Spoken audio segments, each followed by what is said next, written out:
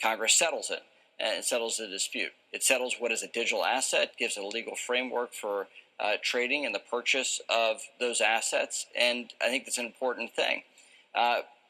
This was a vote that included 71 Democrats across the ideological spectrum. That should be the wake-up call to the Senate. That should be the wake-up call to the administration, and in sound policy. So that's the message today, and the outcome of that vote yesterday is that the Senate needs to take action so we have legal clarity and so we can catch up to the rest of the world and be competitive in the world of digital assets. So they approved the spot Ether ETFs. Does this now, one, give approval to retail investors everywhere saying, hey, this is a safe investment, you can go ahead and do it, just because the SEC has allowed it? And two, does it open the door then for other crypto coins? 100%. I think I wouldn't be surprised if I see Solana and Near as the two next layer ones coming and actually applying for ETFs. Because if Ethereum, based on the decentralization, the amount of technology which is getting built upon is actually goes through SEC and get an ETF approval, it's equivalent. It's absolutely similar then. If we look at Bitcoin, do you attribute that rise in Bitcoin's value to the formation of ETFs? Or is it because, again, that once you see an agency like the SEC come forward and say, okay, you can move forward as an ETF, that it changes the way the public thinks of it? I think the retail customers for sure. We are talking about a country where, by the report in March 2024, 93 million Americans owns one or the other cryptocurrency. We already have Coinbase and Robinhood, the IPO company, providing it to retail for over 3 to 4 years. And then you have SEC, which has been questioning, starting from Ethereum to everything else. Like only 2 months back, we cannot forget that there has been Will's notice to both Coinbase and to Robinhood about indirectly asking whether ETH is a security or not. But now with SEC approving it, coming back to your question, I think it does give a lot of retail customers the comfort and big institutions. Is there anything in your mind that retail investors should know? Is there anything that differentiates spot Ether ETFs from Bitcoin? I think Ethereum is a technology platform and a lot of things going to build. Think of Ethereum as NVIDIA, think of Ethereum as OpenAI, Google stocks. Bitcoin is more of a currency. Think of Bitcoin more on the terms of how you use currency for an exchange, but here the whole world is using one currency. I do believe that the tech industry is one of the key factors of transformation of our economy. It provides growth, it provides innovation, growth.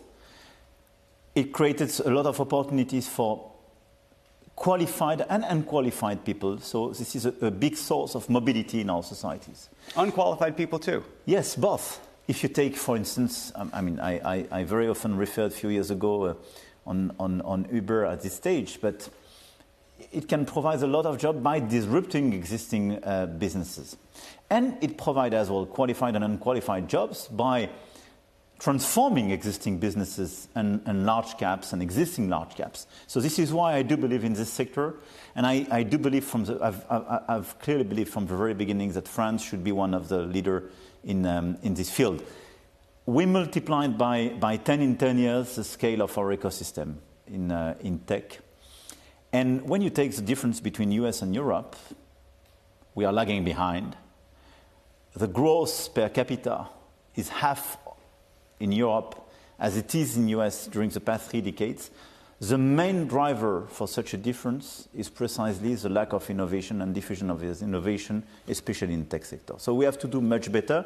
And this is the case. France is leading the tech industry in Europe, and we want to multiply partnership with all the different places of this world.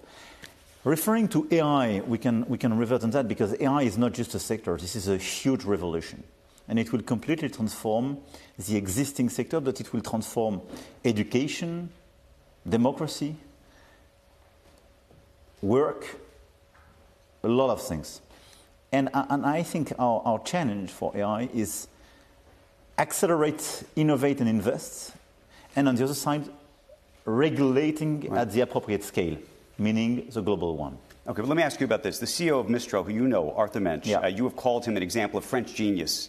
He says the biggest risk of AI is a workplace revolution. I think this is not just a risk. AI will be a revolution for work, for good and bad. Good, it's quite sure now that it will increase productivity. You know, it was one of the big mystery of our economic lives that social networks and digitalization of our economy were not always perceivable in our data as an increase of productivity. Clearly, it will be the case with AI because it will completely transform a lot of but that may mean less jobs. But I agree with you. It will push us to shift a lot of qualifications. This is why we have to understand, we have to progressively be aware of that and educate our people, and we have to work very hard on the requalification of a lot of people. Welcome to the Crypto Teacher. And you know I come back with that video just to make you think. Don't forget to like and subscribe to the channel. And make sure you join the Patrons. If you're not a part of the Patrons, make sure you're hitting the Cash App. And we have Representative Patrick McHenry on the crypto bill. And what does he say, guys? The framework to be basically competitive with the rest of the world. Because, guys, cryptos, these digital assets, this is a global plan and has been in effect since the financial crisis in 2007 and 2008. And 20 years from that date is going to put us in Shemitah year. And we know 2028, 2029, that's when the sheep will enter inside the metaverse. Transhumanism begins. And remember, the Crypto Teacher told you. Now we have the spot Ethereum ETFs getting approved. But guys, the only thing about this, remember when Bitcoin ETFs got approved, it started immediately. So we started inflows come in, and of course we got a good pump. Now with the spot Ethereum ETFs, we have to wait weeks before the launch. And whatever date they select, we know it's for a reason. We have to watch the moving pieces around that date as soon as we get it. Now we have the French president on AI. AI will change the workforce. And guys, we know that is correct. The robots, algorithms, and drones are coming in to replace humanity. Guys, this is biblical. But unfortunately, majority of the people who read the Bible don't even know what they're reading. Don't even know how to read it. And guess what? Still don't want to learn. Remember, my people perish from the lack of knowledge because they reject it. Not because it's not there, because they reject it. It's at their fingertips. And unfortunately, we have the older generation is separated from the younger generation. So basically, if you have the older generation connected to the younger generation, especially with all this technology, humanity would be winning right now. But unfortunately, families have been broken apart. And then, guys, we have the ECB will cut rates before the U.S., and we know what will happen. That's going to make United States Treasury, especially the short term, even more attractive. So they're going to have more inflows for these short-term U.S. Treasuries. Remember, guys, this is a plan that moves in phases. Nobody wants the United States long-term paper, but the short end, they'll definitely buy. And we see these dealer banks and then also the Fed, these central banks, buying up this long-term paper to hold things up. But guys, as we clearly see, the fourth industrial revolution is underway, and it's going to start in the emerging markets, and they're going to start ditching that dollar. And going towards the end of the year, the dollar is definitely going to be dropping, but then also we're going to hear those drums are beating. And we know the central banks fund both sides. And the drums are beating are no longer physical. It's going to be cyber. And as the drums beat, the machines move right on in. Because remember, they only need one crisis. Remember, in a crisis, you can do things you thought you'd never be able to do.